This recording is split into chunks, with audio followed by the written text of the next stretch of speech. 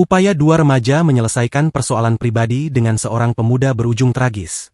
MNF, 19, tewas ditusuk, sementara MH, 19, terluka serius setelah diserang pelaku berinisial RS, 20, di Jalan Raya Condet, Cililitan, Kramat Jati, Jakarta Timur, Senin, 17 November 2025.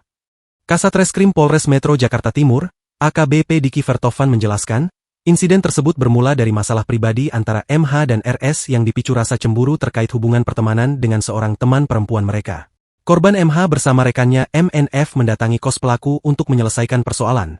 Jelasnya dalam pernyataan resmi, Selasa, 18 November 2025. Menurut Diki, setelah pertemuan itu, kedua korban pulang.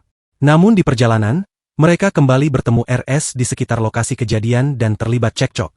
Dalam situasi tersebut, pelaku mengeluarkan senjata tajam yang sudah ia persiapkan sebelumnya.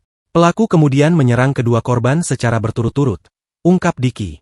Akibat serangan itu, MNF mengalami luka tusuk pada bagian leher dan tewas di lokasi kejadian. Sementara MH mengalami 3 luka tusuk pada punggung kanan dan kiri, sehingga harus dilarikan ke RS Polri untuk mendapatkan perawatan intensif. Diki menyebutkan, 3 saksi, yakni NDL, MFR, dan CS, memperkuat kronologi kejadian tersebut.